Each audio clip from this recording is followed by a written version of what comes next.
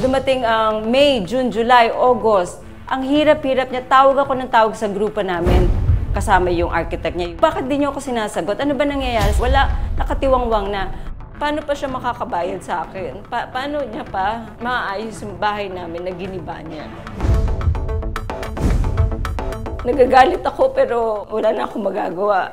Pero gusto ko lang mabigyan talaga ng hustisya yung itong panluloko na ginawa niya. Nawalan ako ng lakas nung nalaman ko na marami pala siya, hindi lang ako ang niloko niya.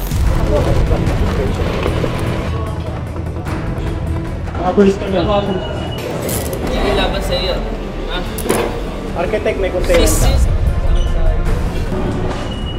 Grabe naman itong ginagawa niya sa amin. Pinapunta niya kami for continuation, tapos biglang ganito. Of course, sir, wait lang.